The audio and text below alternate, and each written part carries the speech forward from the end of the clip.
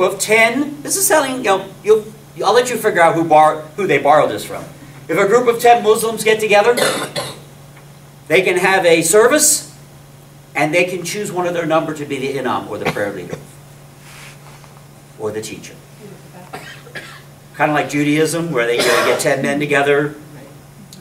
But in modern practice, an imam has gone through theological training, has been to a seminary, Islamic seminary, and has a degree. And it is the imam whose responsibility it is to run the mosque and to do the prayers. 5 prayers a day in Islam. So the mosque is open 5 times a day, every day, so that anyone can come to do the prayers at the mosque. Most go Friday noon. That's like Sunday morning for us, for Christians. Okay?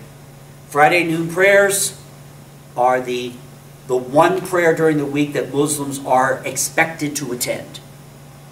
But it's just like here. Okay? Yeah! Not everybody who says they're Christian is in a church every Sunday morning. Well, guess what, folks? Not every Muslim is in the mosque on Friday noon either. People are people. Yeah. The Muslims here have an imam? Yes. Yes, he's been theologically trained. Imam Saeed, he's a rather nice guy. I've talked to him on a few occasions. Yeah, I've been someplace where he's taught. Mm-hmm. He's actually Indian in background. Yes, Pakistani, I believe. Okay. Yes. Would you address the politics as to why Russia would back the Assad and why the United States has opposed him and stated publicly that he must be removed? Okay. Note the coastline. It does not show Russian military installations, but it could. Russia's got some naval assets, some naval bases in Syria. So, if you remember, Russia has a problem with warm weather ports. Okay?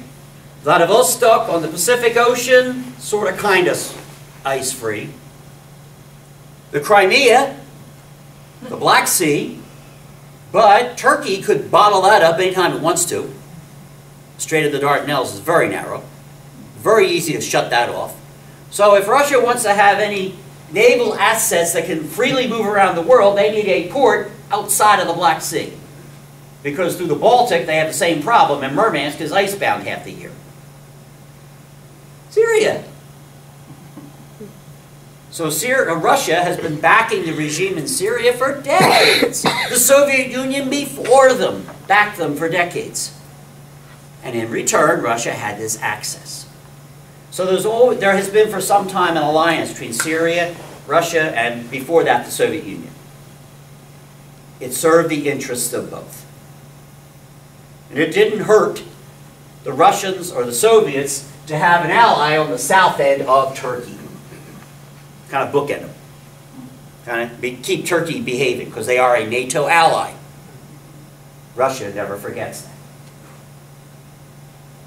At one point, relations between Turkey and Syria were improving, but when this civil war hit, they just collapsed. Turkey is now totally supporting the other rebels. And interestingly, they are supporting the Kurds more than they ever have. And I know I digress from what you said, but the Kurds control the east. Kurdish areas include the eastern third of Turkey. There has been a civil war going on for 30 years. Guerrilla warfare between the Kurds and the Turkish government. That has ended recently. They have come to a peace agreement. The leader of the Kurds in Turkey has been released from prison. They have formed a political party. They are becoming allies now. Iraqi Kurdistan's biggest ally now is Turkey. Who would have thunk? Who would have thunk? So, we, on the other hand, have never been happy with the Assad government.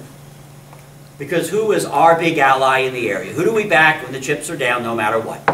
Israel. Right. And Assad in 67 and 73 and going back to 56 and in 1947 had war against who? Israel. There you go.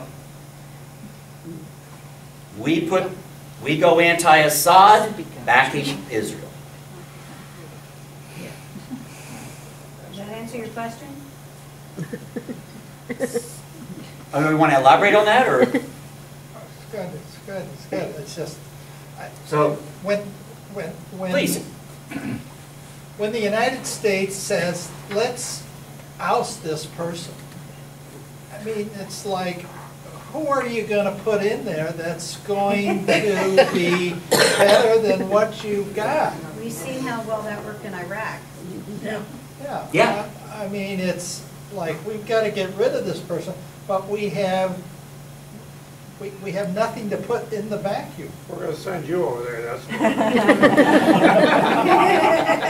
There you go, Bruce. Yes. I have a question. As far as Assad, they're clerics then, because he's Shiite, right? And the clerics? Assad is Alawite. Oh, so there aren't clerics for the out. Not in the same sense. So they don't have the same power as they do. They don't have quite the same power structure, but there are some affinity of belief. That Ali, the third caliph, the one who was murdered, Right. who died in battle, that he should have been the caliph. They share that, the Alawites with the Shia. So there's some connections, but they are different. But the clerics don't have the power. No, you don't see the They same do kind in of cleric Iran. power. Yeah, okay. In Syria, in government areas, Assad is the power. He changed the constitution a while back so that you did not have to be Muslim to be president. There was rioting in the streets, the army just put it down. So Assad has been trying to run a secular regime, but has been accused of using religious tensions to maintain control. Why would he want to put a secular facade on it? The majority of his people are not part of his group. But if you look at who's in power, who's in control, who's pulling the strings, they're all Alawites. And the majority of the country knows that. So there's this fiction of a secular state when it's really a sectarian state underneath. There's a fiction of a democratic vote when in reality it's a monarchy. When you have to bring a pediatrician back from London to be president? Or is it to be the prince and heir apparent? Because from 94 to 2000, when Bashir took power, he was Daddy's right-hand man. And he was the one involved with the Syrian incursion into Lebanon, things like that. He was in training. Yes? So have they forgotten their history? I mean, it seems like that was precisely the position that the Sunnis took, you know, that they would elect their officials, you know, and not just do it by you know, father, son, and so on. Well, the Alawites clans will back Assad, and back him strongly, because prior to Assad, if you wanted to look at the downtrodden, beaten up, maltreated, malnourished group in Syria, it was the Alawites. When Syrians controlled it before Assad, the Alawites got the short end of the stick. Now the Alawites have the long end of the stick. They like it that way. Yes, please. Since you're on political stuff, and since Qatar is funding ISIS, why do you suppose our government thought it would be a good idea to send those 5 terrorists they released to Qatar? Good question. A very good question. Yeah. That exchange intrigues me. And I don't know the details, but I do know enough about government that when you see something really strange and something weird, there's more to it going on behind the scenes that we may never know or find out in 50 years. And I would be very surprised if there isn't more going on to this deal. Some other component. You know, it may well be that the Pakistani Taliban back off or suddenly get quiet. You know, it could be a direct connection. It may not be. You know. But it would surprise me if what we see is all we got. Because they've been negotiating this since 2010. 4 years back and forth. Why now? First question. They could have done that in 10, easily. Why now? Yes? Do each one of these groups have industry to produce arms, equipment, farm equipment, etc.? I know that Assad certainly does. But Some, or they get all I don't know what's left, to be honest. There was some industry, some agriculture, but this civil war has devastated I the mean, country. what percentage of the people you suppose are fighting? I mean, who's working if they're all fighting? Well, that's the problem. The population of Syria has dropped by 10% since this started. And that wasn't by death, that was by immigration. That's the deaths were in addition to that. So you figure 10% of the country just said, we're out of here. The refugee camps down in Jordan and up in Turkey are bursting at the seams, and more are coming every day. I actually heard on NPR, they had an interview, somebody got in there and was actually interviewing people, and there was a woman that they talked to, and she said, I'm not afraid of ISIS, because the electricity has come back on, prices have come down for our groceries, I can afford gasoline for my car. It was interesting listening to her, and she said, so if I just do the few things that they want me to do, and it stays like this, I'll take it. But she can drive? Yeah, why does she need a car if she can't drive? Well, for her husband, but they're talking about they can get a hold of gasoline, they can get a hold of, they have electricity, that things are better than they were before. Have you ever heard of Maslow's hierarchy of needs? Sorry about that, Brian, You you're know, right. before anything else, you've got to have security. Right. If you have security, then you start wanting other things until finally self-realization or self-determination. Well, if you're down here on the security level, did you hear what ISIS is doing? Remember, they've looted some place, they got cash, they're getting funding, they're the best trained of the jihadi groups. So they are artificially lowering prices, and they're getting things to work. And food, that was her big thing, was food for her children. And food. So these folks come in, they act kind of crazy. Hey, I got food. I get gas.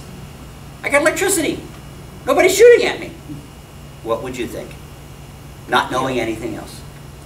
And I'm sorry, Brian. Life is For good. the stove. It was fuel for the stove. Oh. I was sitting here thinking Oh, about oh. why would you fuel? It was fuel for her stove. Yes. If someday we decide to use our own oil rather than buy oil from Saudi Arabia, or if there's a total replacement where you take a chip from one of those nuclear submarines and put it in a car that runs 200,000 miles, does that end all this? There's You no know- money. Funny you should say that. I'm going to back up a bit, because I'm going to go back to the first map, because there's been a recent development. It was invented in the United States and was the first to implement it, that has the Saudis, the Qataris, UAR, Oman, Iraq quaking in their boots. It's called fracking. That's right. If we ever decide to use their own oil. We're expected to be energy independent as early as 2016, from what I've read. Oh my. You're kidding. No. Oh my. I can't believe it. We are looking to be an energy exporter, That's right. mainly natural gas, after that. We have more natural gas than we use. North Dakota has doubled in population in 10 years. It is a boomtown up there. It is the Wild West California gold fields, only the gold is oil and natural gas. Pittsburgh's next. Yeah, Western Pennsylvania now is going to take off. Same thing. So, what happens to a Russia whose economy is based on oil, and they've got to have oil at about $100 a barrel to break even, and they're talking about it being in the $90 range in the long run. We're losing $10 a barrel to produce the oil. What's going to happen to Russia? What is going to happen to a Saudi Arabia with a worldwide oil glut? Now, I'm not saying it's right to do fracking. Please don't misunderstand me. Yeah, Right. I'm not saying this is some great blessing, no. but it's happening. But isn't that kind of a frightening aspect too, is where we stand if we're doing that? Yeah, China is looking to do it. Europe now is looking to get into fracking. Because with going back to Ukraine, Europe does not want to trust Mr. Putin for their energy. So they're looking at fracking now as well. And Russia might have to leave Ukraine alone if oil goes to $50 a barrel because he won't have any money. That's right. Yes? But some of the European countries are working, most of them working very hard towards renewable energy. Yes, they are. I think Sweden has something like 51% of their electricity is from renewable sources. Yep, they're doing both. They were just going renewables. Now they're looking at fracking. I'll say Partially out of political necessity, as they see it. Yes? But some of the regulations on fracking, I don't think the companies have to tell the chemicals that they use or whatever they're using to do the fracking, and water is going to be increasingly Scarce. Clean water is going to be increasingly valuable in the future, and they're contaminating a lot of water in the process. I didn't say fracking was this blessing from heaven. There's carbon issues, there's pollution issues, any kind of fossil fuel. But what I am saying is this is changing the global balance. Right. Yes. Which means we will not need Middle Eastern oil. Now, when we do not need Middle Eastern oil, are we going to care as much as we used to? At a governmental level? Are we going to be as interested in who runs Syria or Iraq or Saudi Arabia or Qatar or... But we still have Israel. Yeah, we still have Israel. Yeah, that's right. But what's going to happen when the Saudis and the Qataris don't have the funds to do things like fund ISIS in Syria? Yeah, true.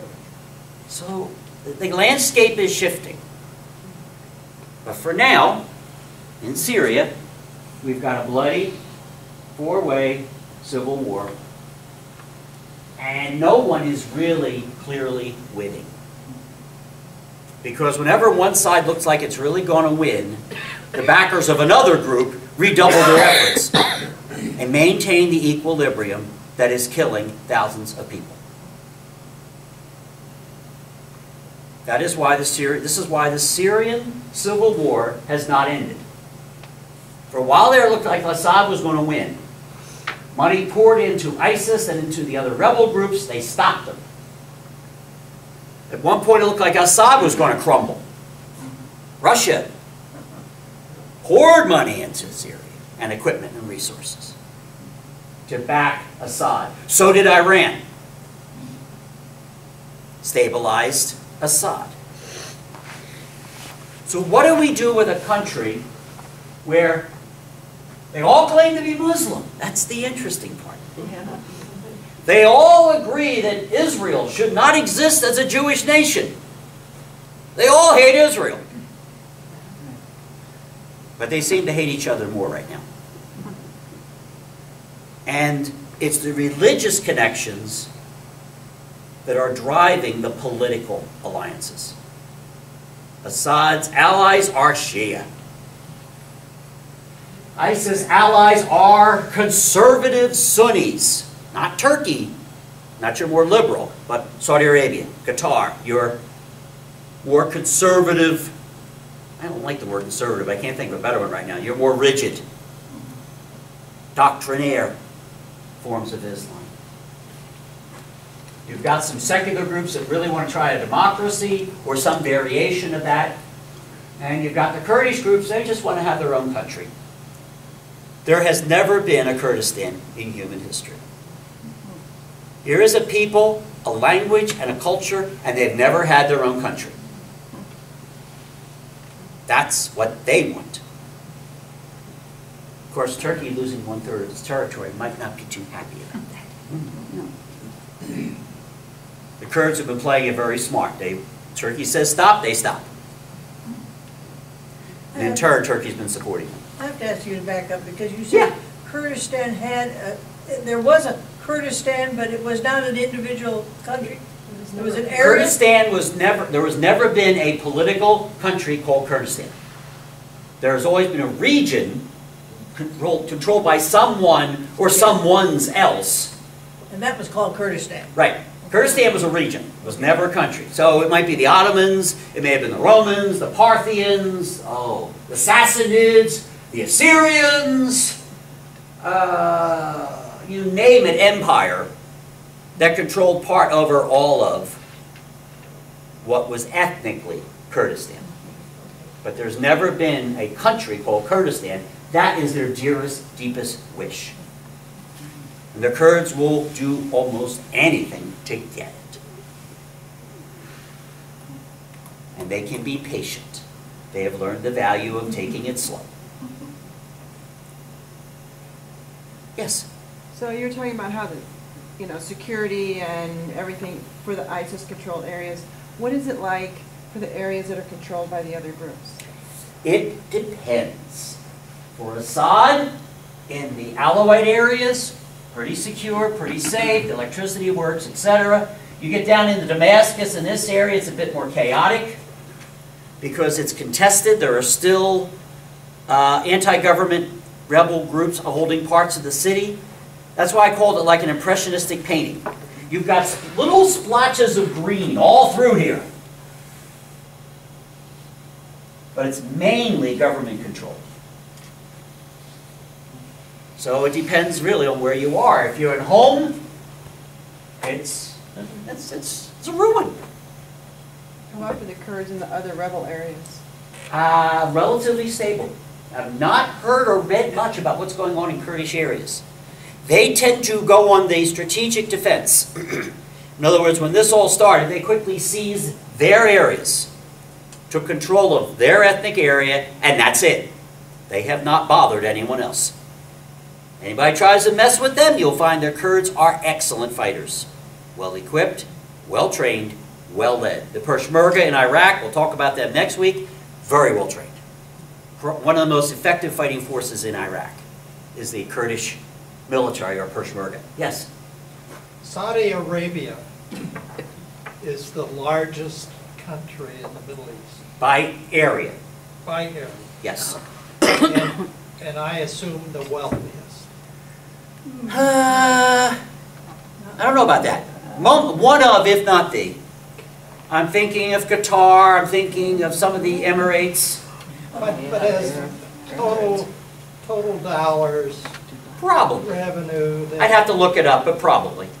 They have stayed clear of this Arab Spring and the rest of these uprisings. Yes, they have. And what influence do they have in these other countries, Iraq, Syria? Are they a player, or are they just a money broker that, and they stay? They use their economic, okay, any nation that wants to influence another nation drops the dime on them. Diplomatic, informational, military, economic, dime. Saudi Arabia's military, well, let's not talk about that. It's minuscule and inept. I'm speaking off the record. Diplomatic, a little. Informational, not much. Economic, that's their big stick. So they use their dollars to influence people. So they use their dollars to influence folks like ISIS. They figure they can control ISIS through their control of the money tap. I don't think so. They tried that in Pakistan with the madrasas, with the religious schools that bred the extremists of the Taliban, who right now have want nothing to do with Saudi Arabia. So I kind of turned on them. They tried it there, it didn't work, they're trying it here again. As well as the Qatari. Although officially they're saying they're not that close. Unofficially they're funding them. Does that help? Yeah, I mean, it does, but you don't see a light at the end of the tunnel. Yeah. I mean, here we've been in Afghanistan for, I don't know, 10 years? Forever. Yeah. We left officially in, what was it? 10? Yeah. But You know, and I look at these things and I look at the oil that they're producing and how it affects the world economy. Yeah. But I mean, this is one skirmish that's devastating a part of the world, and we seem to find a way to get involved and be the world's policeman and advisor, and we want democracy, and we want rights for individuals and women and blah, blah, blah. And yet, there's no end zone. I mean, whereas Christians and whereas U.S., how do we get involved, or how do we get out of being involved? How do we get out of it? Fortunately, we did not go down the road of sending ground troops into Syria. Or we'd be fighting Iraq, we'd be fighting ISIS, the other rebels, the Kurds, and the Assad government. We'd have a five-way fight. Yeah, we could get control of the country. That's the easy part. The hard part is stopping an insurgency. For a country the size of Syria, you're talking about 250,000 troops for about 5 years. How do I know that? How do you know that? I taught it. Command General Staff College. You want to stop an insurgency? You have to put your troops, everywhere there's a red or a black or a yellow or a green dot, you'd have to have ground forces in control of that area. You've got to, in other words, you ever play whack-a-mole, the arcades, hit the ball, pops up, hit the ball, pops up. If you don't have enough troops on the ground, that's what happens. Hit him in Kirkuk, they pop up in Mosul. Hit him in Mosul, they pop up in Baghdad. Hit him in Baghdad, they pop up in Kirkuk again. And that's what we were doing in Iraq, because we did not have enough forces on the ground to stop the insurgency. And Afghanistan. And Afghanistan too. We attempted to do war on the cheap, never works. So, yeah, you put 250,000 American troops into here, stay there 5 years, yes, we could do it. It's been done in the Philippines, it's been done in Malaysia, it's been done, I can give you a number of examples. The Brits did, the Brits are the ones that did Malaysia in '56. I'm sorry, there were a couple questions. John? If ISIS were to establish and maintain control in that area, considering what how Al-Qaeda views them, who would have anything to do with them? Would they not be an isolated country? What if they got going for them? They would be a very isolated country. But remember, in Islam, success means the favor of God. In the prayers, come to prayer, prayer is sweet, prayer is sweet. It's chanted, that's why I just used the chant. They use a different type of chant. But later on in the prayers that the muezzin does from the minaret, nowadays he says into a microphone, and the microphone puts it out the top of the minaret, come to the success. Come to the success. They have success and stabilize. That means God is on their side. And that will swell their ranks and make them more of a regional threat, or maybe even want to fly airplanes into American skyscrapers. Is that kind of like some of our Christian attitude that Christ wants you to be wealthy? Yes. Not quite. It's similar. But rather, if you are successful in what you do, you have the favor of God, since God determines everything that happens. It's all in the book. The book that is in heaven. So if you are unsuccessful, you do not have God's favor. Knowing that, I would not want ISIS to be successful. Okay. If we were to do any military action, I would say it would be to hobble or cripple ISIS. How much diplomacy has the U.S. put forth in Syria? Have they tried, other than militarily, to get the people to work together? We have tried some diplomatic initiatives officially. I would assume the backdoor channels were tried many more times, because diplomacy doesn't happen out where we see it all the time. Sometimes it happens behind closed doors and we don't know about it. And I would say those channels are probably even more so. But we have a problem here with each group has an outside backer. The only way this will end is if the outside backers agree on a solution. That means Russia. Back out. Yeah, well, yes. But it's economically pleasing for them to be involved in that. I mean, it's economics playing more a part of it than Yeah. religion. I would say both end. That maybe economics are playing a role in why there's the outside actors involved. But the